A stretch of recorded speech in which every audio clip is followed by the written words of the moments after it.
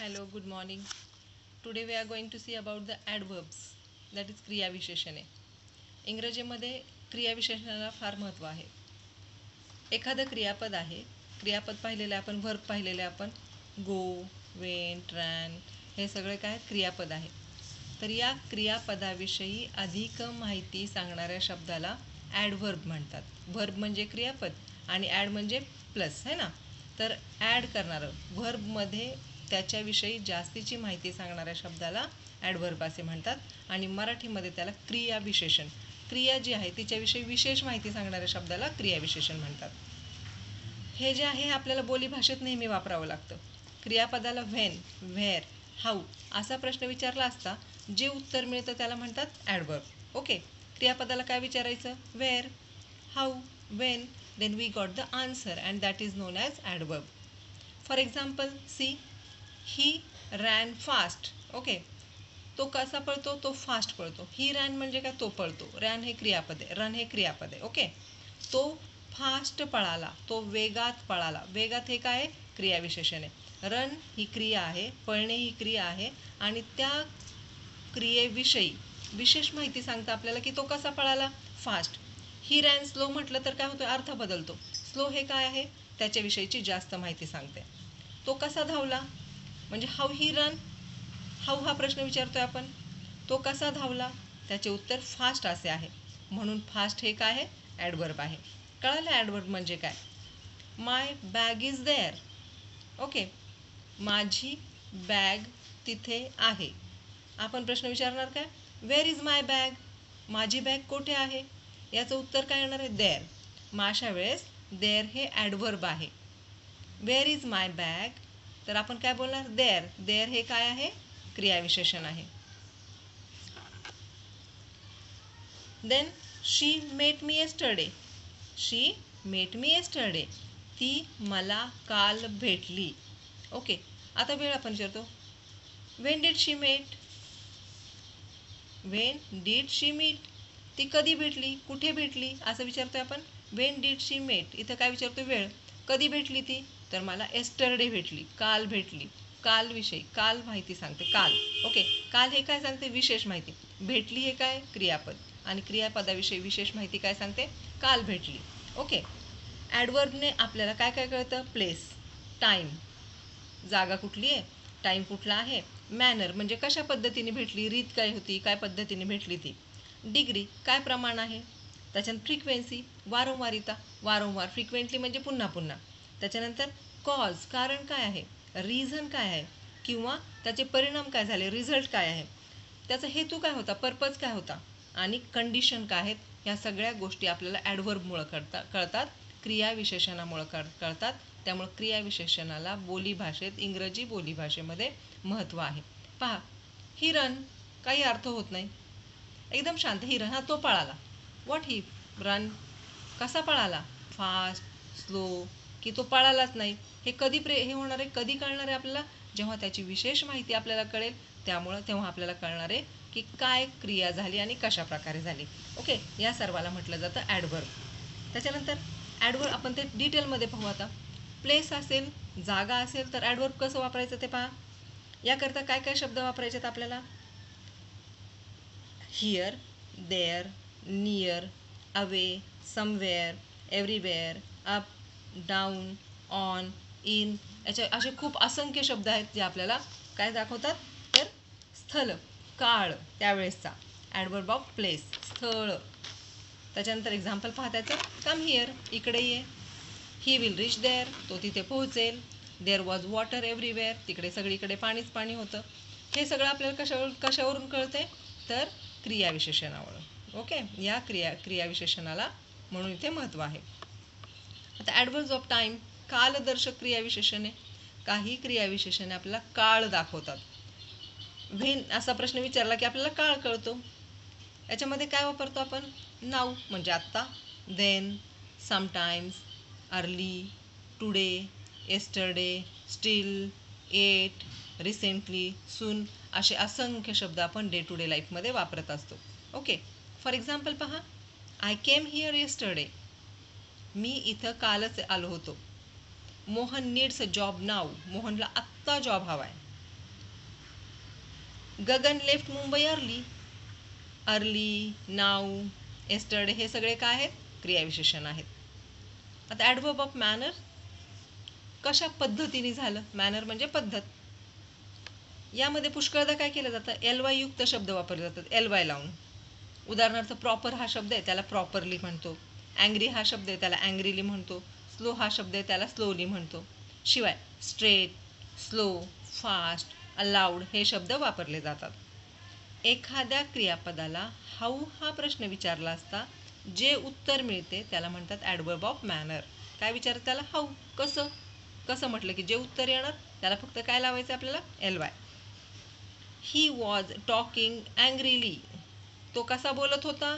तो रागात बोलत होता. रीड अलाउड, मोठ्याने वाचा. शी रॅन फास्ट, ती जोरात पळाली. सीमा सिंग स्वीटली, सीमा छान गाणं म्हणते किंवा गोड गाणं म्हणते. आता याचे काही नियम आहेत, ते नियम पाहूयात. Now will see the rules for the LY कसं लावायचं त्याचं रूल्स पाहूया. हे ॲडव्हर्ब ऑफ मॅनरला रूल पाहूया काय. फॉर एक्झाम्पल, पहिलं, क्रियाविशेषणाला फक्त LY जोडायचं. For example tender, tenderly, soft, softly, clear, clearly, clever, cleverly. दुसरा नियम आहे, विशेषणाच्या शेवटी Y आल्यास तो वेगळा व त्याऐवजी ILY जोडायचा आहे. तो वगळून काढायचा. काय करायचं? काढून टाकायचं. वायला काय करायचं? काढून टाकायचं. वायच्या ऐवजी काय जोडायचं? ILY. Happy, HAPPY, happy, HAPPY. Okay, HAPPILY. ILY जोडला की त्याला काय होतं? आनंदाने. हॅपी म्हणजे आनंदी, हॅपीली म्हणजे आनंदाने. स्टेडी, वाय काढून टाकायचा, ILY लावायचा. स्टेडी म्हणजे स्थिर, स्टेडीली म्हणजे स्थिरता.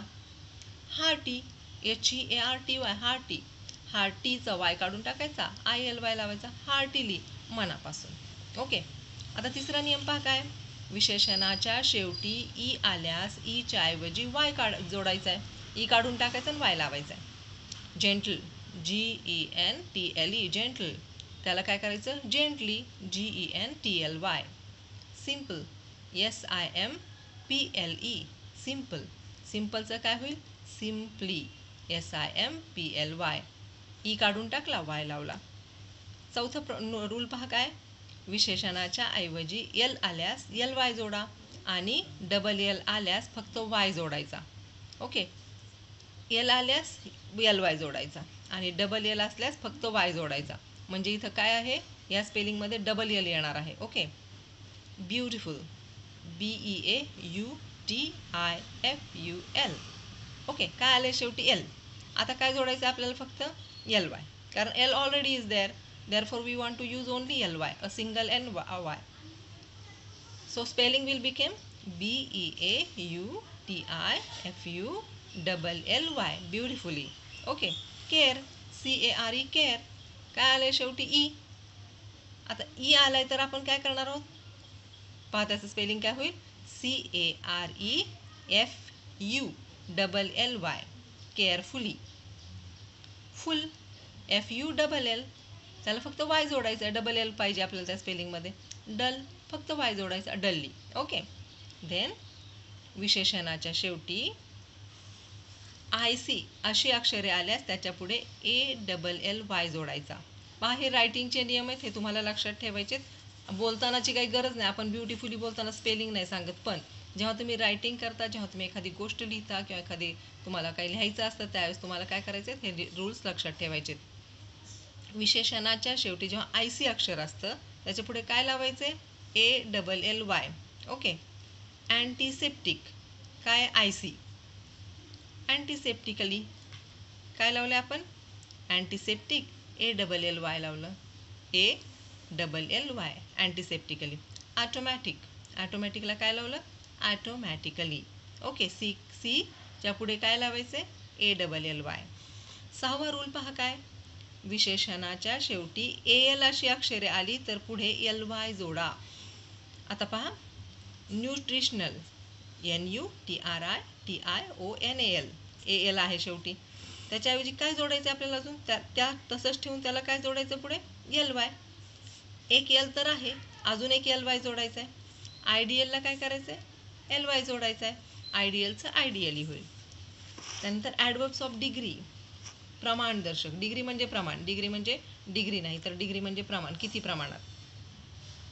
त्याच्यासाठी पहा एक्झाम्पल्स काय, इनफ, बास, टू, सुद्धा, just, very, so, only, hardly, much, extremely.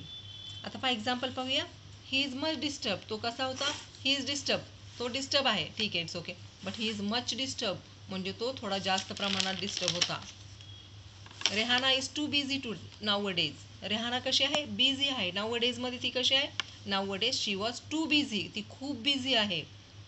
I am extremely sorry Amreen, पहा I am extremely sorry, extremely हा शब्द आहे इथे. Aftab run very fast. Then Nuzhat is very clever girl.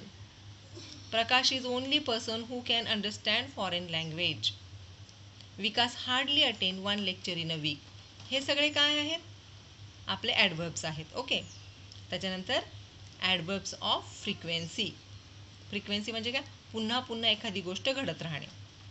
Once किंवा टाईम सांगतं, वारंवारता म्हणजे काय, टाईम सांगतं. वन्स म्हणजे एकदा, ट्वाईस म्हणजे दोनदा, अगेन म्हणजे पुन्हा, युजली म्हणजे नेहमीच, ऑलवेज म्हणजे पण नेहमी, ऑफ्टेन, रेअरली म्हणजे कधीतरी, ऑफन म्हणजे काय, ऑफन म्हणजे पण नेहमी, OFTEN, ऑफन, रेअरली, ऑफन म्हणजे नेहमी, रेअरली म्हणजे कधीतरी. ओके. नानू जम्प्ड वन्स, नानू एकदा उडी मारतो, उडी मारली नानूनी. ही ऑफन मेक्स मिस्टेक, तो वारंवार मिस्टेक करत राहतो, नेहमी नेहमी मिस्टेक करत राहतो. Zaid always comes late, Zaid नेहमी उशिरा येतो. The postman knock at the door again, पोस्टमननी पुन्हा एकदा दरवाज्यावर थाप मारली. या क्रियाविशेषणांवरून क्रिया नेमकी किती वेळा घडली याचा आपल्याला अंदाज येतो. आता याचा वापर करताना काय करायचं, कर्ता व क्रियापद यांच्यामध्ये ते ॲडवर्ब लावायचं आहे. पहा आता, I always go for a walk, I go for walk, मी वॉकला जातो.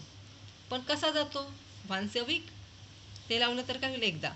आपलं वाक्य पहा काय, I always go for walk, I करता आहे, गो हे क्रियापद आहे आणि त्याच्यामध्ये आपण क्रियाविशेषण लावलेलं आहे. They sometimes play kho kho, they play kho kho, त्याच्यामध्ये आपण काय टाकले, समटाईम्स, ते कधीतरी खो खो खेळतात किंवा कधी कधी खो खो खेळतात. Malati never tells lies, Malati कधीच खोटं बोलत नाही. He usually returns late at night, तो कसा येतो, युजली, तो नेहमी किंवा कॉमनली कसा येतो, रात्रीचा उशिरा येतो.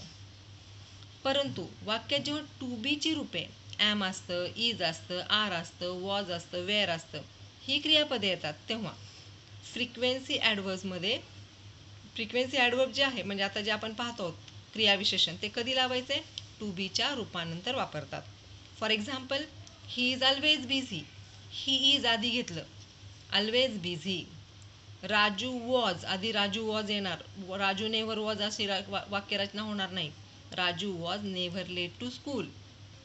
We are usually at school at 10 AM. हे काय आहे, रचना आहे. तसंच पहा, हे जे क्रियापद आहे हे एका शब्दापेक्षा अधिक शब्दाचं असेल तर वरील प्रकारची क्रियाविशेषणं कशी लावली जातील, पहिल्या शब्दानंतर ते क्रियाविशेषण लावलं जाईल. ओके. याच्यामध्ये पहा, I shall always speak the truth, मी नेहमी खरं बोलतो. She has sometimes help me, ती मला कधी कधी मदत करते. He can often sing the poem, तो नेहमी कविता गातो. ओके, कळालं. आता 7वा नियम पाहूया.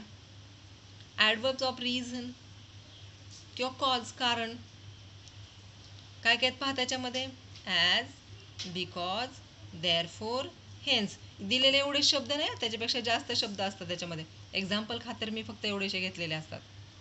I reach home late yesterday because all buses were late. कारण हे पण काय ॲडवर्ब आहे.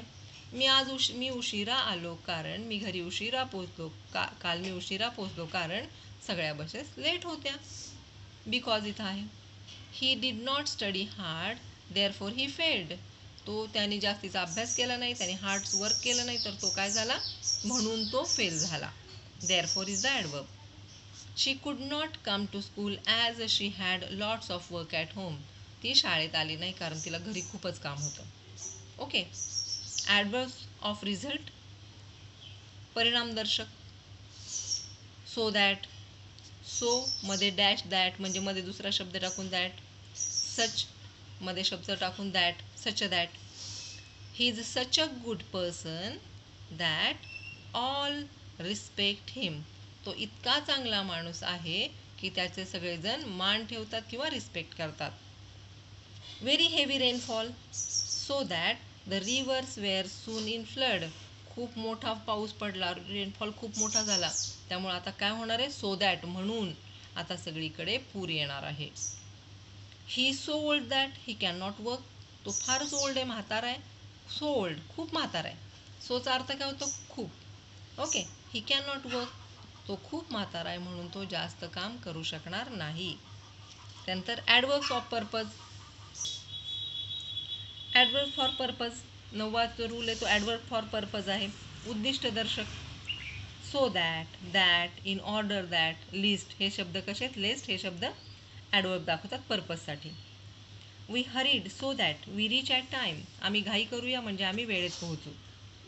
We eat proper food so that we live strong. आम्ही जर प्रॉपर फूड घेतलं, आम्ही जर प्रॉपर जेवण घेतलं तर आम्ही कसं राहणार आहोत, स्ट्रॉंग राहणार आहोत. He drew the sword that he might defend himself. त्याने आपली तलवार बाहेर काढली कशासाठी, तर स्वतःला डिफेंड करण्यासाठी, स्वतःचा बचाव करण्यासाठी. ओके. आणि पुढचा नियम आहे ॲडवर्ब्स ऑफ कंडिशन. कंडिशन अटदर्शक, अट असते, काही बोलण्यामध्ये आपण अट टाकतो आणि त्याला म्हणतात ॲडवर्ब्स ऑफ कंडिशन. कंडिशनविषयी जास्तीची माहिती सांगतं. इफ, वेदर, अनलेस इत्यादी शब्द कशासाठी वापरले जातात, कंडिशन दाखवण्यासाठी. एक्झाम्पल पहा. If I like it I shall buy it. जर मला ते आवडलं तर मी खरेदी करेल. इथे कंडिशन सांगितले, जर मला आवडलं तरच मी ते खरेदी करणार आहे. Unless you work harder you will fail. जर तुम्ही हार्ड वर्क केलं तर आणि तरच काय होणार आहे, तुम्ही पास होणार आहात. फेल नाही आहे, ते पास आहे. Okay. Unless you work harder you will pass.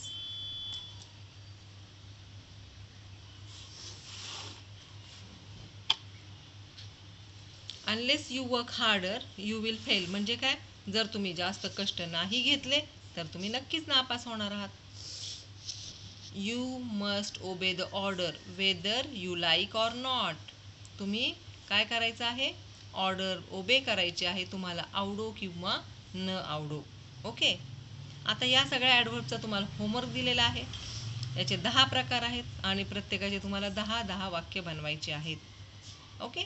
Thank you.